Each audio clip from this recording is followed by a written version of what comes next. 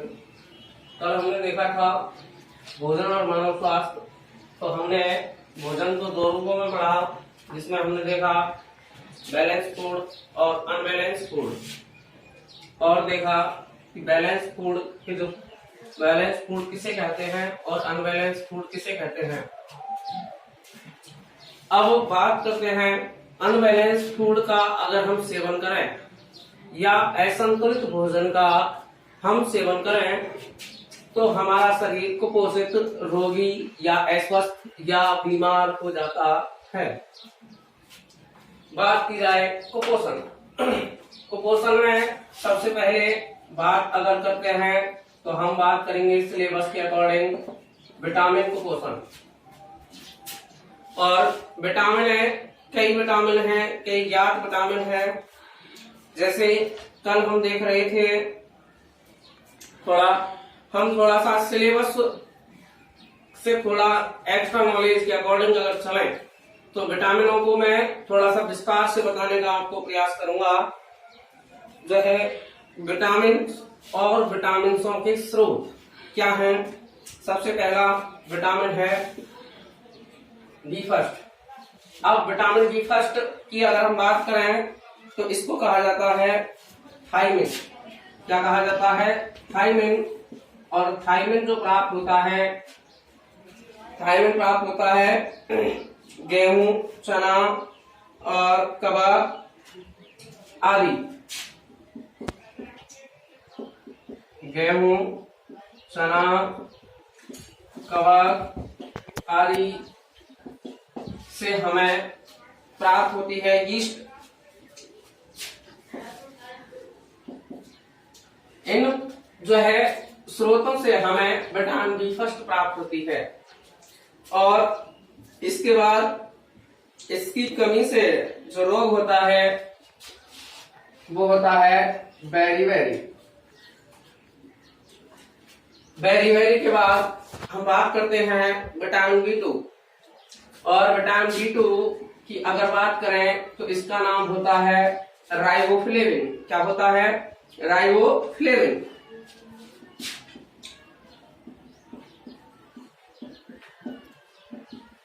और इसकी कमी से रोग होता है राइबोफ्लेविनोसिस।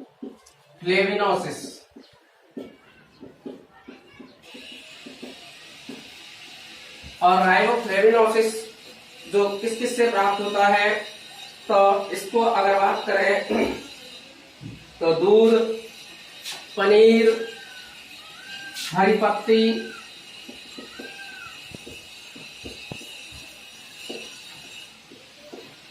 दूध, पनीर, हरी पत्ती और सब्जियां। हरी पत्तियों के अंतर्गत आती हैं वेजिटेबल्स।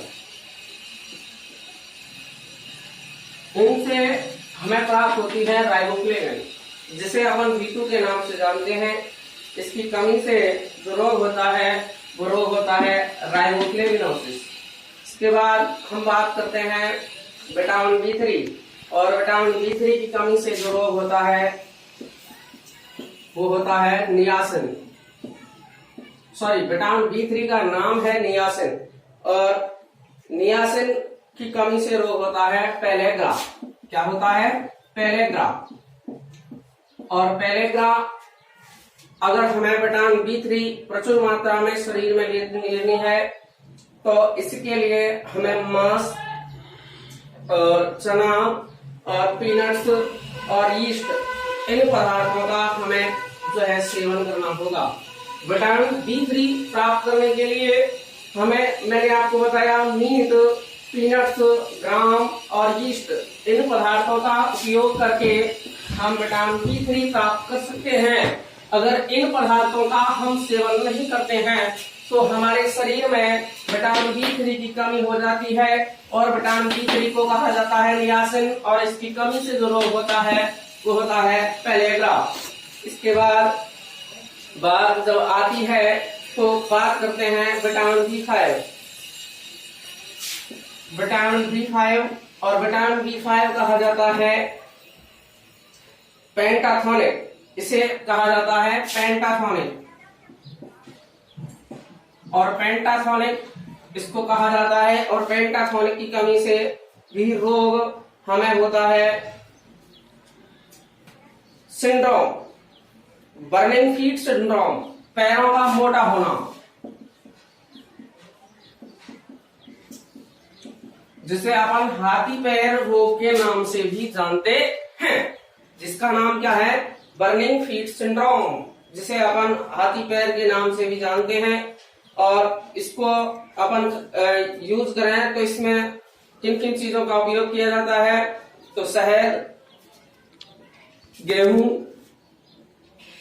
यीस्ट और पीज, इन पदार्थों का उपयोग करके अपन B3 की कमी से जो पैरों का जो हाथी पैर जो रोग होता है उससे अपन बचा सकते हैं। और इस B5 का नाम होता है पेंटाथोनिक। इसके बाद आती है B6, और B6 जो होती है, विटामिन B6 को अपन कहें तो पायरिडॉक्सिन या पायरिडॉक्साइन, PYRIDOXIN,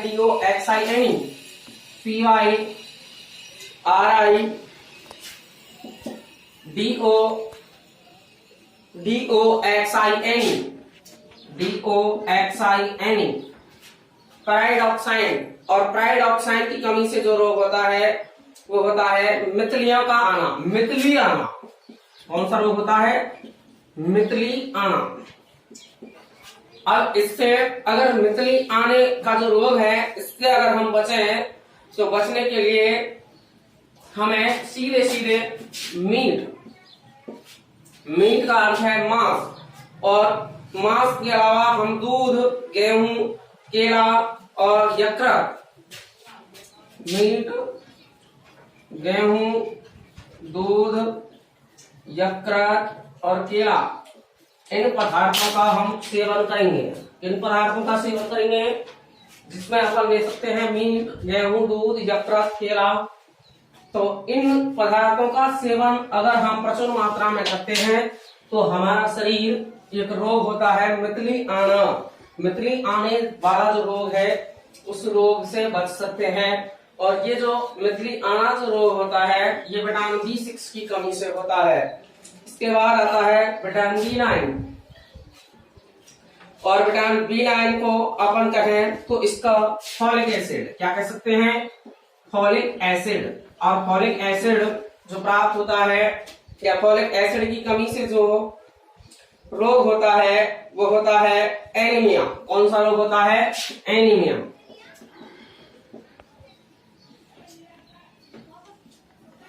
और एनीमिया को अपन कहें तो कह सकते हैं अपने शब्दों में खून की कमी। अब इसके लिए अपन यूज करें किन पदार्थों का, तो लीवर के बाद बात करें तो वेजिटेबल्स, बनानास और ऑरेंज।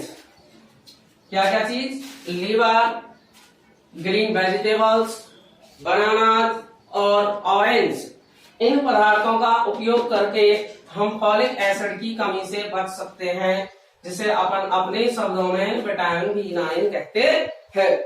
इसके बाद आती है विटामिन B12, और विटामिन B12 की अगर हम बात करें तो इसको अपन कहेंगे साइनोकोलम्बामाइन। क्या कहेंगे भैया, साइनोकोबाल्मिन।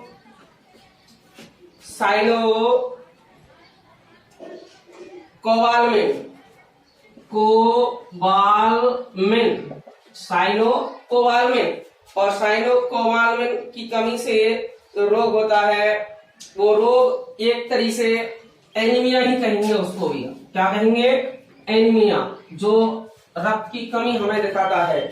साइनोकोबाल्मिन हमको प्राप्त होता है लीवर एंड एग्स। किस किस से प्राप्त होता है, लीवर एंड एग्स, मतलब यकृत और अंडों का अगर हम सेवन करें तो अपन बच सकते हैं विटामिन B12 से। इससे बच सकते हैं विटामिन B12 से।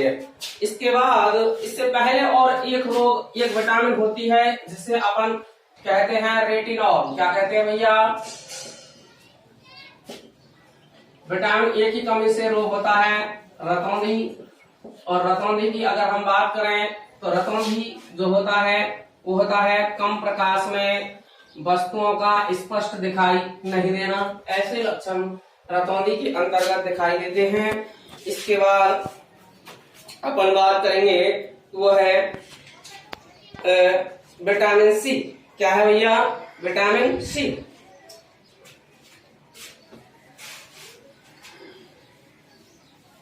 विटामिन सी जो होता है इसको अपन कह सकते हैं, विटामिन सी को एक एसिड के नाम से जाना जाता है जिसे अपन एस्कॉर्बिक एसिड कहते हैं। क्या कहते हैं भैया? Ascorbic acid. विटामिन सी की अगर हम बात करें तो विटामिन सी अपने शब्दों में, विटामिन सी जिसे इसका कोई भी रूप नहीं होता है, केवल एक ही होता है जिसे अपन एस्कॉर्बिक अम्ल के नाम से जानते हैं। इसके हम कौन से अम्ल के नाम से जानते हैं? एस्कॉर्बिक अम्ल। और इसकी कमी से जो रोग होता है वो होता है स्कर्वी। क्या होता है भैया? स्कर्वी। और विटामिन सी जो प्राप्त होता है फल और जो है आंवले और टमाटोज। कहने का अर्थ ये हुआ, स्कर्वी से अगर हमको बचना है, विटामिन सी की कमी से अगर हमको बचना है, तो जितने भी फल हैं, और फल भी कैसे होने चाहिए? रसदार। कैसे होने चाहिए? रसदार फल। और रसदार फलों में जो है खट्टे फल, जैसे अपन बात करें, जैसे भाई अपने टमाटोज और जो है जितने भी खट्टे फल हैं, आंवला आदि से हम बच सकते हैं। इसके बाद इसमें जो रोग पैदा होते हैं इसकी कमी से, जैसे खून, दांतों में खून आना और दांतों से संबंधित पायरिया जैसी बीमारियां हमें विटामिन सी की कमी से दिखाई देती हैं। इसके बाद आता है विटामिन डी।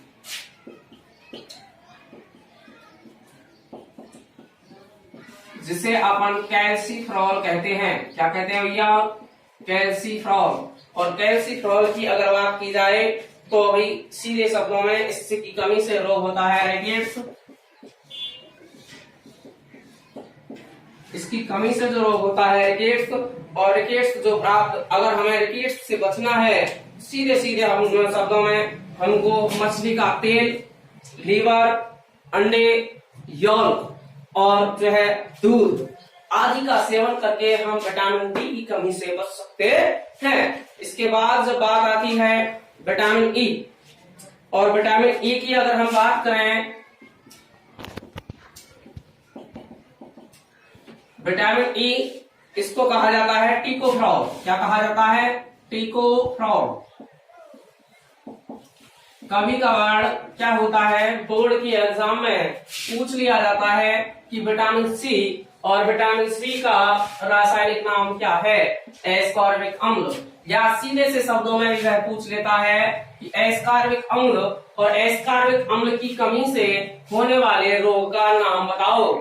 ऐसे ही हम बात करते हैं विटामिन ई। और विटामिन ई का अगर रासायनिक नाम अगर हमसे कोई पूछता है तो वो होता है टिकोफ्रॉल। और टिकोफ्रॉल जो कमी से होता है, टिकोफ्रॉल की कमी से जो होता है वो होती है वह मस्कल डाइजेस्ट्रॉफी। तो कहने का अर्थ है, इसको भी अपन कहें तो एनीमिया कह सकते हैं। क्या कह सकते हैं? एनीमिया। और एनीमिया तो आपको पता ही है कि एनीमिया क्या है। एनीमिया का अर्थ है रक्त की कमी। और इसमें जो होती है डिस्टर्ब जो हो जाती है आरबीसी। एनीमिया किस प्रकार का है? ये जो आरबीसी डिस्टर्ब करने वाला एनीमिया है। ऐसा डिस्टर्ब किसको डिस्टर्ब करता है? आरबीसी को।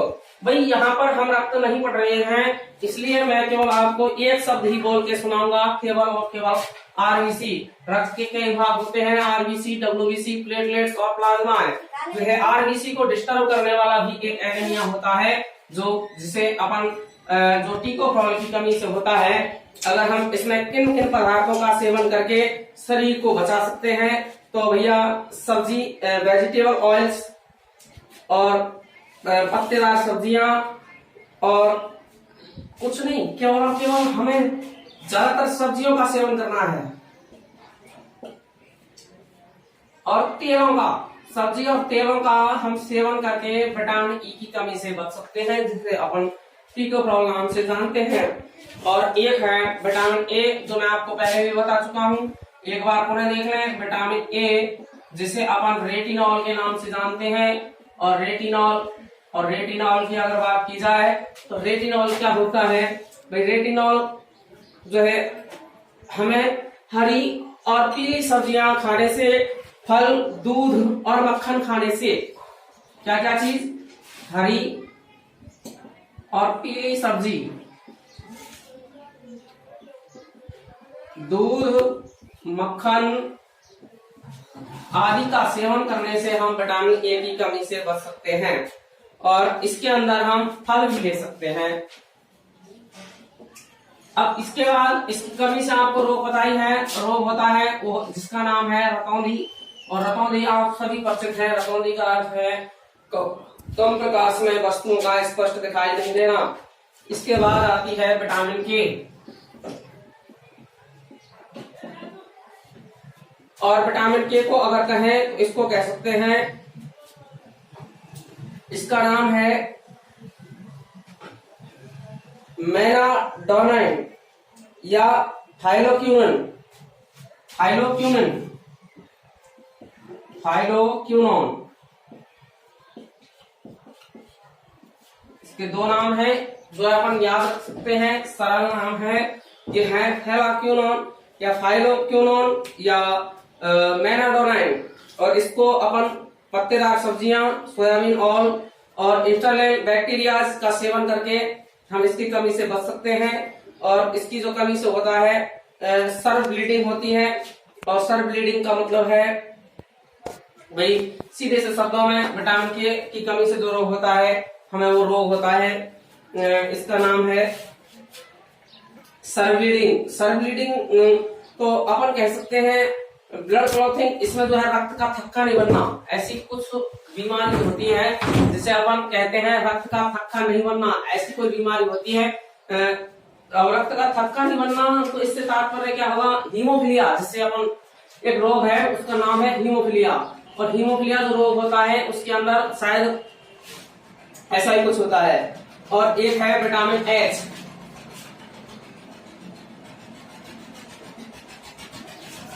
और विटामिन एच की अगर बात की जाए तो इसे अपन कहते हैं बायोटिन,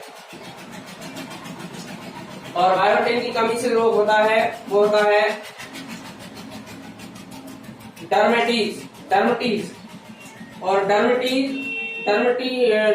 डर्मेटाइटिस। और इसमें जो क्या होता है scale section, skin muscles and जो अपन की चमड़ी है और मांसपेशियां हैं, चमड़ी और मांसपेशियां कमजोर हो जाती हैं। इसमें अपन सब्जियां, फ्रेश फल, लीवर, मिल्क, एग आदि का सेवन करके ऐसे रोगों से बच सकते हैं। इसके बाद हमें एक रोग आता है, उस रोग का नाम है भैया, इसके बाद दूसरा कुपोषण अगर हम पढ़ें तो दूसरा कुपोषण है जिसको अपन कहते हैं प्रोटीन कुपोषण। कौन सा कुपोषण भैया? प्रोटीन कुपोषण।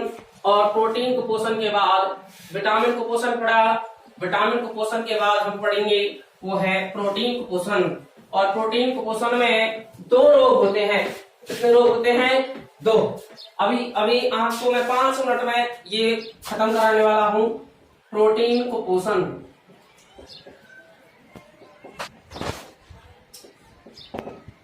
और प्रोटीन कुपोषण की अगर बात की जाए तो प्रोटीन कुपोषण जो होता है ये 2 प्रकार का रोग करता है। प्रोटीन जो होती है अगर शरीर में, भाई आपको एक बात कंफर्म पता है क्या कि प्रोटीन कुपोषण होता कब है?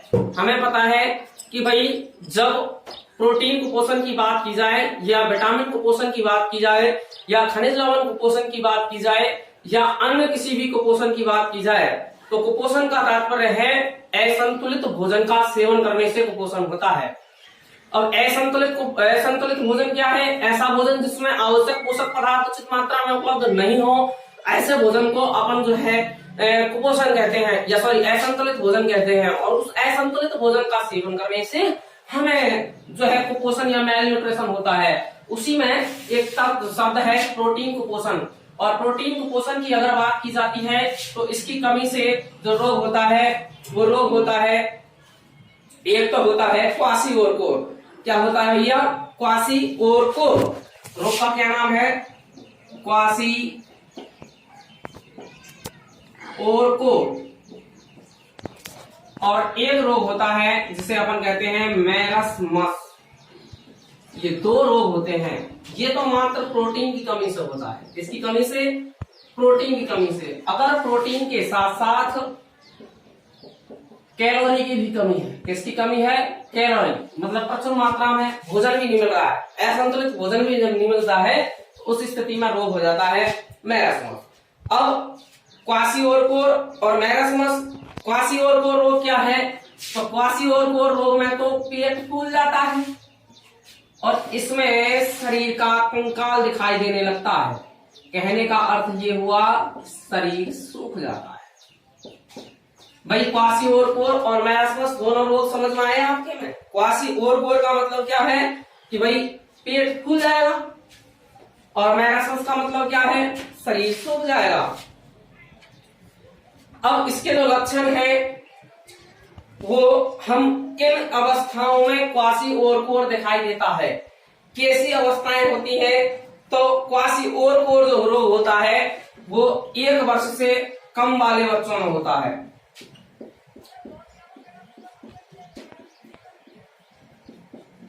1 वर्ष से कम के जो बच्चे हैं उनमें क्वासिओरकोर होता है, और मैरस्मस जो होता है 1 वर्ष से अधिक उम्र वाले बच्चों में होता है। दूसरा जो लक्षण है वो है इसमें प्रोटीन की कमी से होता है।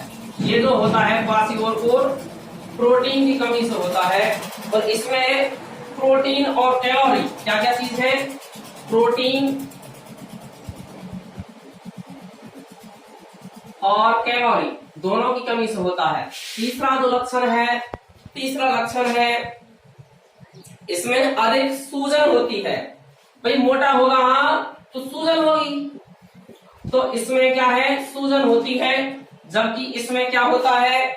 इसमें सूजन नहीं होती या ऑडिमा नहीं होती, सूजन नहीं होती है। चौथा जो बिंदु है वो है त्वचा के नीचे वसा उपस्थित होती है। चमड़ी के नीचे वसा प्रेजेंट होती है, और इसमें चमड़ी के नीचे वसा एब्सेंट होती है। कैसी होती है भैया? एब्सेंट। 5वां जो बिंदु है वो है पेशीय हास्य तथा पतले लिम्ब इसके लक्षण है। पेशीय हास्य मतलब, पेशीय हास्य का मतलब है हमारी जो मांसपेशियां हैं उनका क्षरण होने लग जाता है। पेशीय हास्य या पतले लिम्ब के इसके लक्षण है, और इसमें शरीर तथा पाद पतले हो जाते हैं। शरीर तथा पाद मतलब पैर पतले हो जाते हैं। और 6वां जो लक्षण है त्वचा फूली हुई दिखाई देती है। इसमें क्वासिओरकोर में त्वचा फूली हुई दिखाई देती है, जबकि मैरस्मस की बात करें तो शुष्क तथा झुर्रीदार दिखाई देती है। कैसी दिखाई देती है? शुष्क तथा झुर्रीदार दिखाई देती है। ये जो लक्षण दिखाए मैंने आपको 6 लक्षण दिखाए, ये प्रोटीन पोषण की कमी से दिखाए। एक बार इनको पुनः आप रिपीट करें भाई, सीधे शब्दों में कहें तो 1 वर्ष से कम उम्र के बच्चों में क्वासिओरकोर होता है, 1 वर्ष से अधिक बच्चों में मैरस्मस होता है। इसमें प्रोटीन कमी से होता है, तो प्रोटीन और कैलोरी कमी से होता है। इसमें जो है सूजन दिखाई देती है, जबकि इसमें सूजन दिखाई नहीं देती है। इसमें त्वचा के नीचे वसा प्रेजेंट होती है, जबकि इसमें त्वचा के नीचे वसा एब्सेंट होती है। और इसमें पेशीय हास्य होता है, और उसमें हाथ पैर पतले हो जाते हैं, इसमें त्वचा फूली हुई दिखाई देती है। इसमें शुष्क और झुर्रीदार दिखाई देती है। ये आपके हुए क्वासिओरकोर और मैरस्मस जो प्रोटीन की कमी से रोग होते हैं। इसके बाद अगर हम बात करेंगे तो वो बात होगी